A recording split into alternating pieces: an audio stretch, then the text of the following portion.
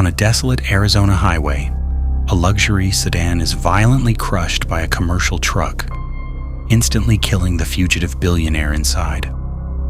The absolute finality of the collision immediately births theories of a state-sponsored assassination. Years later, the Department of Justice unseals federal indictments exposing foreign intelligence agents tracking an American family just months before the Winter Olympics. These two events are bound together by a phantom ledger of missing millions, a fortune systematically extracted from the desperate citizens of a dismantled spiritual empire in post-Mao China. This immense wealth did not vanish when the empire collapsed. It triggered vicious civil litigation in California and fueled international bank fraud.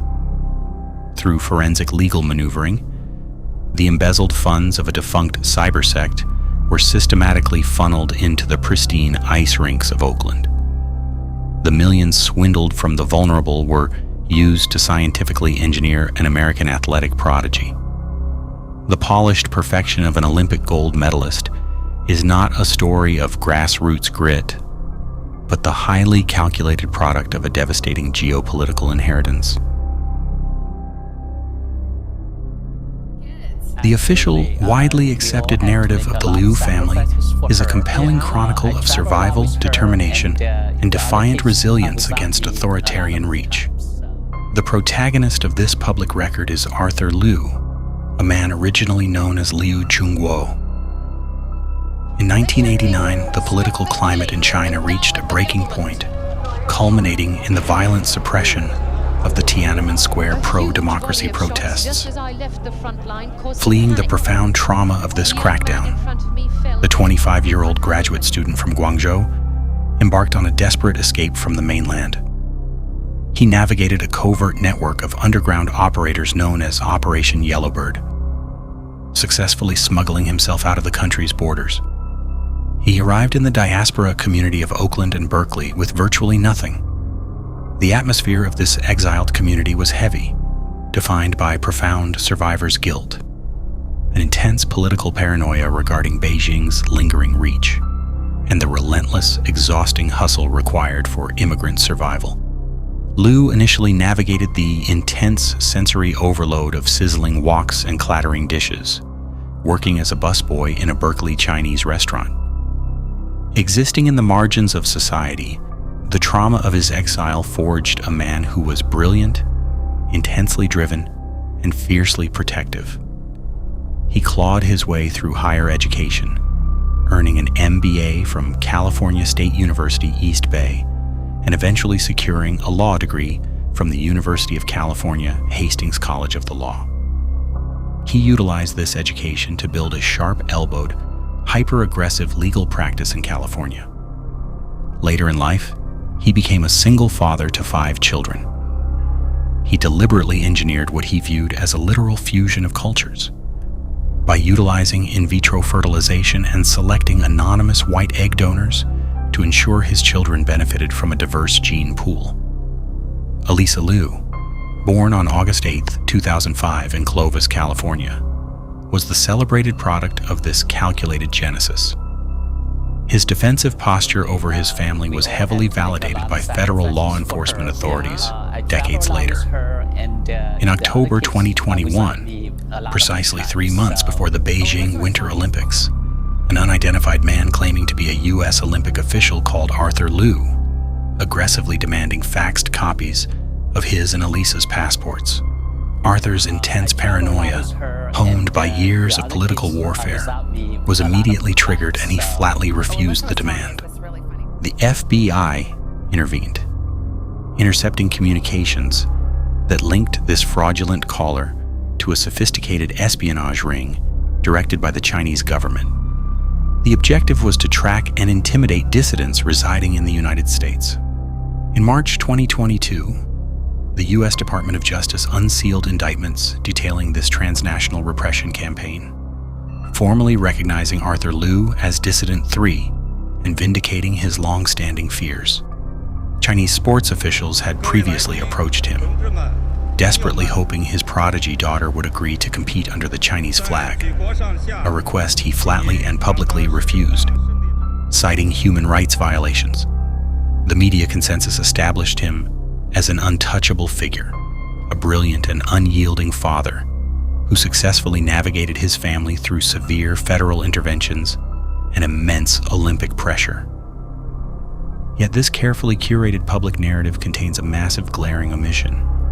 Multiple rounds of exorbitant paid surrogacy, endless private ice time, elite coaching, and the immense travel costs associated with molding an Olympic athlete require staggering amounts of capital.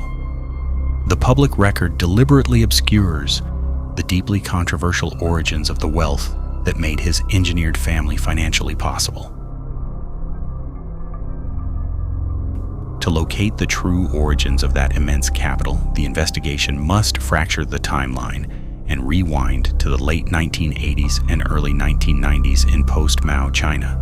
During this distinct era, the People's Republic of China was undergoing an unprecedented and deeply traumatic metamorphosis.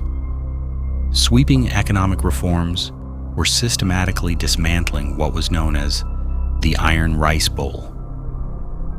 This was the state-guaranteed system of employment, healthcare, and cradle-to-grave security that the population had depended upon. The societal impact of this rapid destabilization was devastating. Millions of state-owned enterprise workers and lower-level functionaries faced sudden dislocation and profound isolation.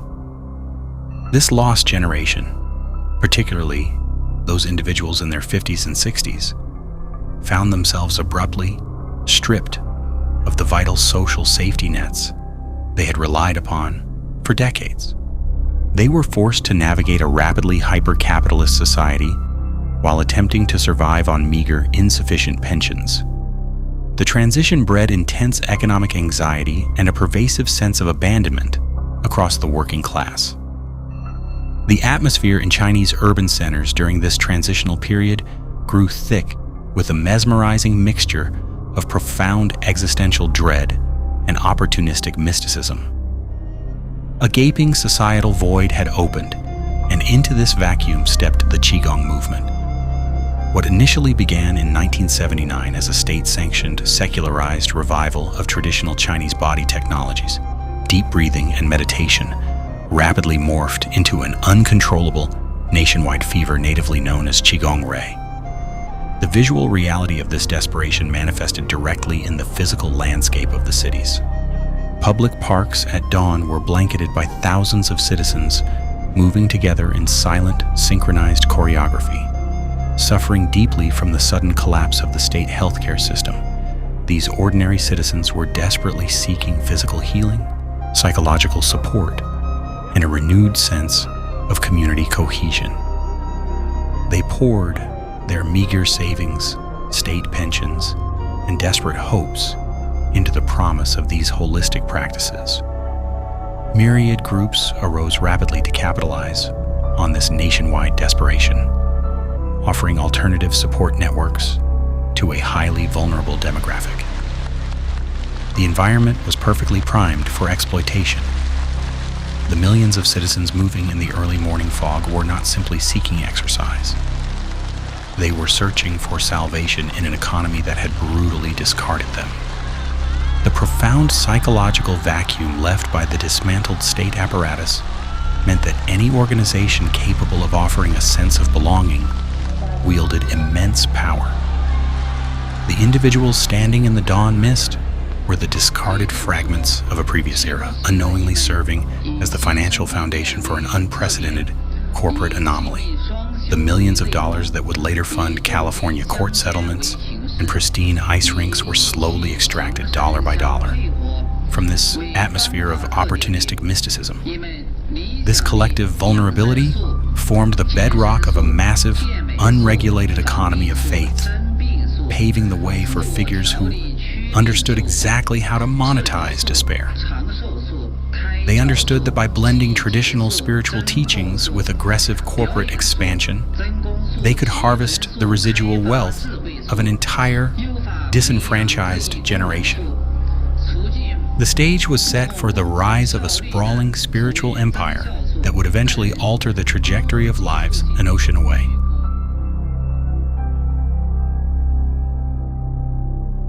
Among the myriad groups that aggressively capitalized on the desperation of the era, none were as ruthlessly corporatized or aggressively expansionist as Zhonghua Yangsheng Yizhi Gong, colloquially known as Zhonggong. The organization was founded by a charismatic and deeply ambitious man named Zhang Hongbao.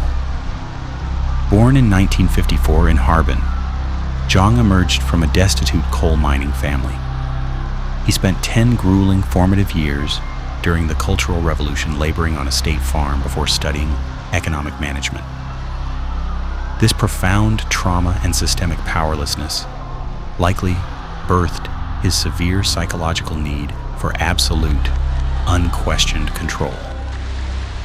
Described by his former teachers as an average student with mediocre grades, Zhang nevertheless possessed an undeniable magnetic charisma. He recognized the raw vulnerability of the population and successfully weaponized traditional Chinese spirituality. He did not merely offer a physical wellness movement, he packaged pseudoscientific hucksterism and salvationist teachings into a sprawling, multi-tiered business empire known as the Keelan Group. Zhang relocated his operations from Beijing to a remote base near Qingchengshan. This region, long revered as a sacred mist-shrouded cradle of religious Taoism, provided the perfect atmospheric camouflage for his grand enterprise. Here, protected by a phalanx of legal advisors and a network of bribed or sympathetic local government officials, Zhang established Keelan City. The atmosphere inside this remote compound was heavily controlled, defined by absolute fealty, intense secrecy, and immense, unregulated wealth. Through the consolidation of cultivation centers, commercial properties, and affiliated products, Zhonggong expanded rapidly. The organization amassed an estimated 30 to 38 million followers, employed over 100,000 individuals, and operated 3,000 practice centers nationwide. The cult generated hundreds of millions of dollars, creating a financial war chest that rivaled regional governments. As the wealth accumulated, the psychological profile of the leader darkened considerably.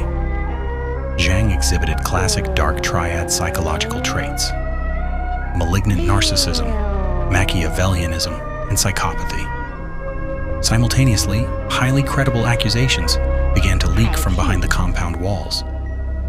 Reports surfaced detailing violent domestic abuse, assault, battery, false imprisonment, and the systematic abuse of female disciples under the disturbing guise of spiritual healing.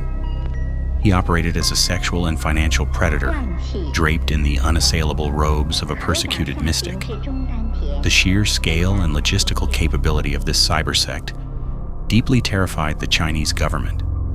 The state intelligence apparatus viewed Zhonggong not merely as a fraudulent cult, but as an acute existential threat, capable of mobilizing tens of millions of citizens faster than the party could. By 1999, the political climate shifted violently, and the government initiated an aggressive, draconian crackdown. Zhonggong was officially classified as an illegal evil cult. State security forces descended upon the region, raiding Keelan City and shutting down the Unicorn Group's massive network of businesses. Authorities confiscated untold assets and arrested over 600 key leaders and activists. The era of Qigong fever was forcibly concluded.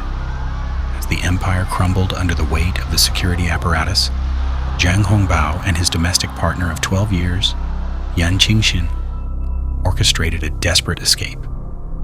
Yan, the brilliant financial architect who had meticulously overseen the cult's finances, fled alongside Zhang.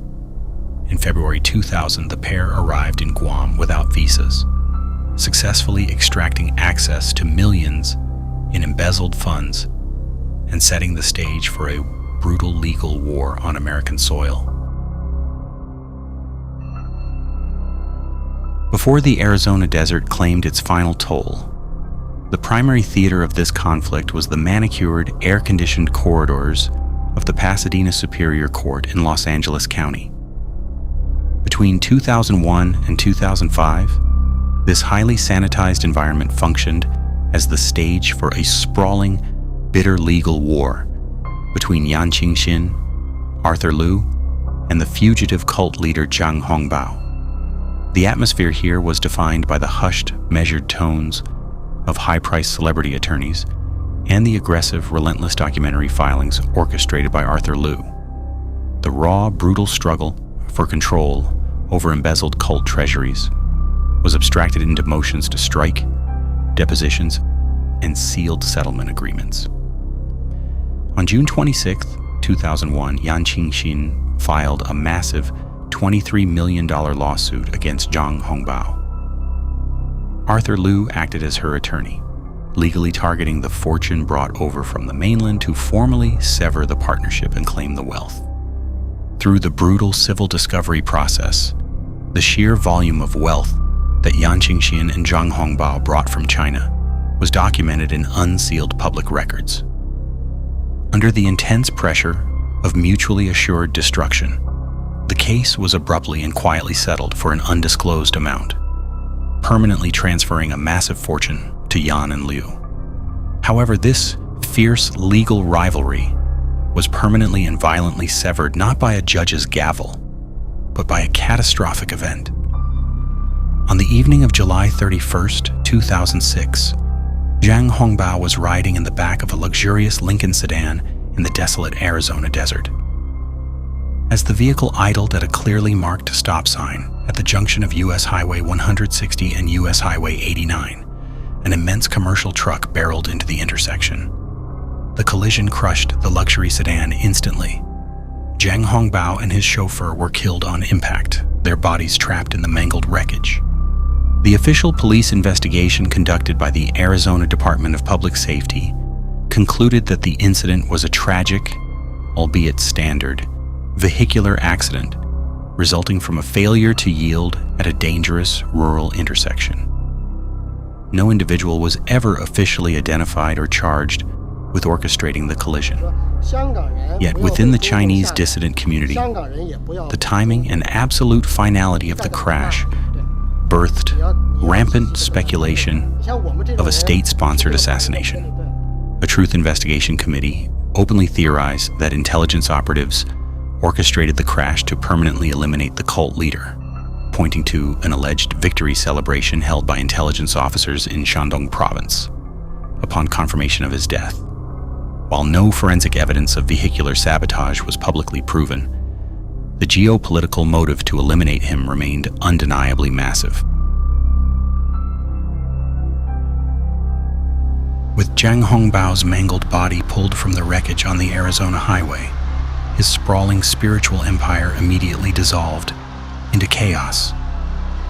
The deceased leader left behind an estate estimated by his attorneys to be worth between $100 million and $200 million in real estate, art, and international bank accounts.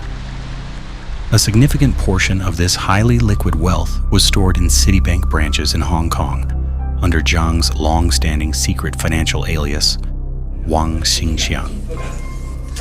The residual funds immediately became a finite, highly contested treasure chest. The mechanics of an international trap to seize this wealth sprang into action in May 2008. Financial investigators and bank security algorithms flagged highly suspicious fax transmissions originating from an address in British Columbia, Canada. The fraudulent faxes requested the immediate transfer of $250,000 from the covert Wang Xingxiang accounts. Recognizing the activity as illicit, authorities silently set a perimeter. On September 28, 2008, the geographic scene shifted dramatically to the sterile, hyper-surveilled immigration checkpoints of the Hong Kong-Macau ferry terminal. Zhou Yongjun, a former student activist and deep-level cult insider, stood nervously at the counter, attempting to enter using a forged Malaysian passport bearing the exact financial alias of the deceased cult leader. When the fraudulent passport triggered an automated intelligence alert, Zhou was quietly but forcefully pulled out of the line and escorted into a windowless secondary interrogation room by Hong Kong police. A physical search of his person revealed credit cards and bank cards matching the alias, alongside a business card belonging to the deceased Zhang Hongbao. Unable to explain the alias and stonewalling his captors, Zhou was rendered to Shenzhen in the dead of night, completely bypassing standard legal extradition protocols. After being held incommunicado for 7 months, he was subjected to a show trial for international bank fraud in a Sichuan provincial court. In January 2010, he received a crushing 9-year prison sentence, allowing the state to successfully use his own financial greed to permanently neutralize him. With Zhang dead and his operatives neutralized in prison, the remaining extracted wealth of the Shilin Group settled safely in California.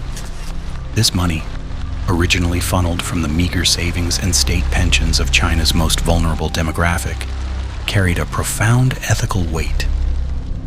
The millions of dollars swindled from desperate citizens ultimately funded the highly transactional realities of the modern fertility industry. Through the rigorous legal mechanics of Arthur Liu and Yan Qingshan, the phantom ledger of a dismantled cyber sect was systematically transformed into the elite coaching, private ice time, and optimized genetics required to literally engineer a culturally optimized American Olympic champion. The ultimate overarching antagonist operating in the background of this entire narrative is the Chinese state intelligence apparatus. Their psychological profile is purely institutional. They are patient, relentless, deeply paranoid, and ruthlessly pragmatic. The era of Qigong fever is forcibly concluded, paving the way for the ongoing zero-tolerance policy toward unapproved mass movements. Yet the shadow of their surveillance extends far beyond the borders of the mainland.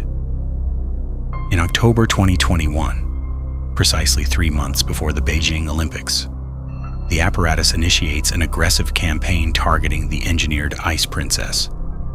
An unidentified man claiming to be a U.S. Olympic official calls Arthur Liu, aggressively demanding faxed copies of his and Alysa's passports. Arthur's intense paranoia is immediately triggered. Sensing a trap, he flatly refuses. The FBI, actively monitoring a broad network of intelligence operations in the Bay Area, intercepts communications directly linking this fraudulent caller to a sophisticated scheme to track, intimidate, and spy on dissidents residing in the United States. The motive driving this transnational repression is clear.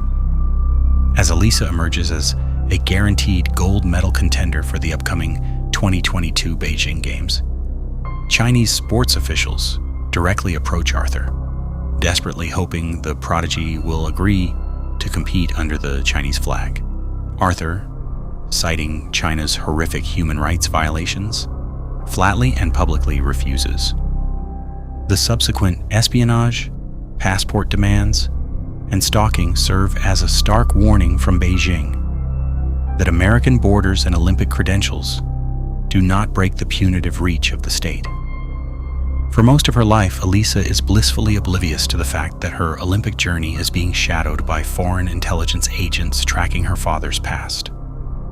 She experiences the chilling reality of her geopolitical significance only when adult male strangers begin silently following her in cafeterias late at night during the Beijing Games, asking her to come to their apartments.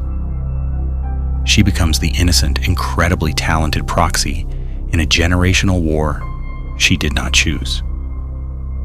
In March 2022, the U.S. Department of Justice unseals federal indictments against Chinese spies.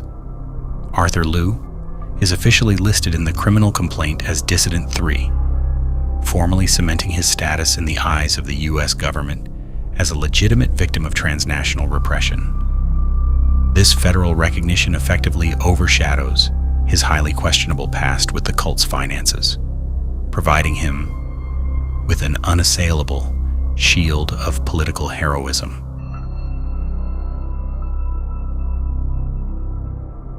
Today, the key players in this sprawling, multi-decade dossier exist in vastly different states of triumph, quiet obscurity, and total ruin. Yan Qingshan operates in calculated, comfortable obscurity, Having successfully secured her massive fortune through the brutal early 2000s legal settlements and her strategic marriage to Liu, she remains the respected legal guardian of the 5 engineered children. She successfully executed one of the most remarkable transitions in diaspora history, moving from the hunted financial architect of an illegal cyber sect to a wealthy, untouchable suburban California matriarch. She entirely escapes the devastating legal, financial, and physical fates that befell her former compatriots in the Shilin Group.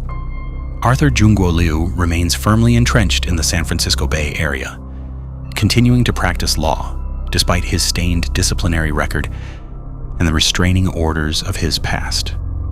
He publicly and fiercely maintains his stance as an uncompromising dissident, proudly taking vocal credit for rejecting lucrative overtures to recruit his daughter. He stands today as an untouchable figure, insulated by American law, his federal status as a recognized victim of espionage, and his daughter's undeniable athletic success.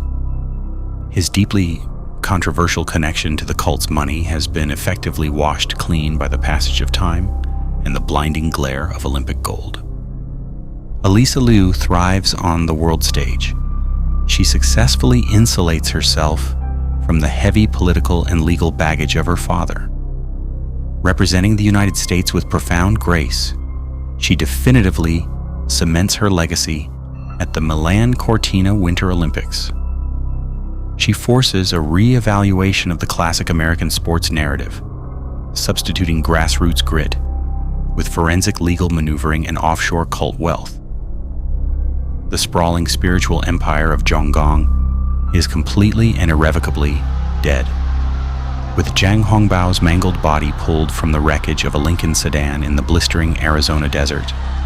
The grand illusions of the shadow government immediately dissolve into historical irrelevance. The hundreds of millions of dollars swindled from desperate Chinese peasants and discarded state workers are permanently scattered to the wind.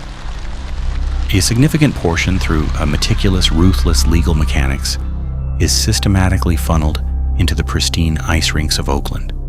It buys the skates, the elite coaches, and the optimized genetics that built an American ice princess. The desperate prayers of millions of defrauded citizens are permanently frozen beneath the surface, leaving behind an architecture of silence and the cold, unyielding weight of perfection.